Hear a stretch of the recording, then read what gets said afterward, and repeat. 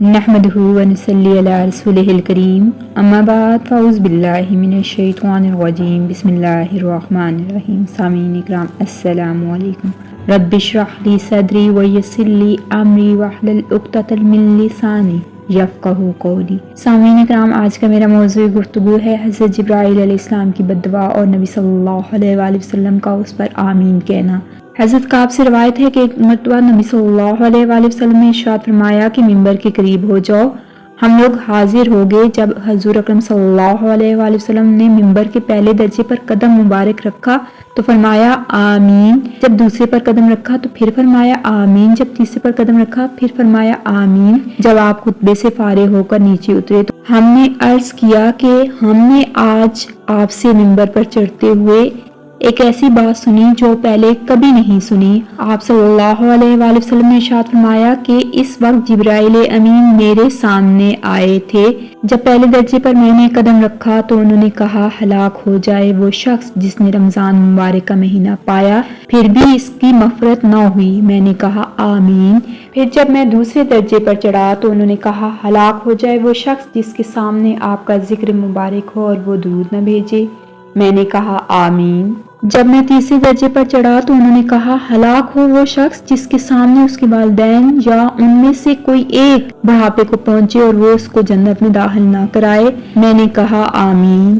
کتنا بد نصیب وہ شخص ہوگا جس کے لیے حضرت جبرائیل نے بددعا کی اور نبی صلی اللہ علیہ وآلہ وسلم نے آمین کہا۔ اول وہ شخص ہے کہ جس پر رمضان المبارک کا مہینہ گزر جائے اور اس کی بخشش نہ ہو، یعنی رمضان المبارک کا خیر اور برکت کا مہینہ وہ اپنی غفلت میں گزار دے۔ رمضان المبارک میں مغفرت اور اللہ ذو الجلال کی رحمت بارش کی طرح برستی ہے، پر جس شخص پر رمضان المبارک کا مہینہ بھی اسی طرح گزر جائے کہ اس کی بدعمالیوں اور کوتاہیوں کی وجہ سے وہ مغفرت سے محروم رہ جائے تو اس کی مغفرت کے لیے اور کون سا وقت ہوگا کہ رمضان المبارک جیسے بابرکت مہینے میں وہ مغفرت حاصل نہ کر سکے۔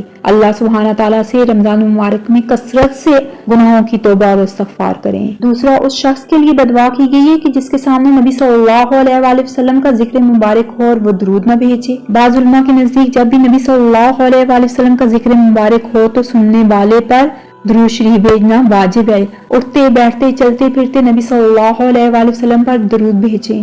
تیسری بددعا اس شخص کے لیے کی گئی ہے جس پر نبی صلی اللہ علیہ وآلہ وسلم نے آمین کہا ہے، ایسا شخص کہ جس کے بوڑھے والدین میں سے دونوں یا ایک موجود ہوں اور وہ ان کی خدمت نہ کر سکے۔ والدین کے اللہ سبحانہ تعالیٰ نے بہت حقوق رکھے ہیں۔ اسلام میں ہے کہ اپنے والدین کے ساتھ اونچی آواز میں بات نہیں کرنی چاہیے، ان کے ساتھ نرمی اور شائستگی سے پیش آنا چاہیے، انہیں اف تک نہیں کہنا چاہیے، بے ادبی ان کی نہیں کرنی چاہیے۔ ایک صحابی نے رسول اللہ صلی اللہ علیہ وآلہ وسلم سے دریافت کیا کہ والدین کا کیا حق ہے۔ آپ صلی اللہ علیہ وآلہ وسلم نے فرمایا وہ تیری جنت ہیں یا جہنم، یعنی ان کی رضا جنت ہے اور ان کی ناراضگی جہنم ہے۔ سامعین اکرام، ماہ رمضان کا دوسرا عشر شروع ہے۔ اللہ سبحانہ تعالیٰ سے مغفرت مانگیے اور نبی صلی اللہ علیہ وآلہ وسلم پر کثرت سے درود بھیجیے اور اپنے والدین کے ساتھ اچھے طریقے سے پیش آئیں۔ والدین کی اہمیت ان لوگوں سے پوچھیے جن کے والدین نہیں ہیں، وہ کس قدر کمی محسوس کرتے ہیں اپنے والدین کی۔ اللہ سبحانہ تعالیٰ ہمیں والدین کی خدمت کرنے کی توفیق عطا فرمائے اور ماہ رمضان میں مغفرت کی توفیق عطا فرمائے، اپنے گناہوں سے توبہ کرنے کی توفیق عطا فرمائے، آمین یا رب العالمین۔ اس کے ساتھ مجھے اجازت دیجیے، وما علینا الا البلاغ المبین۔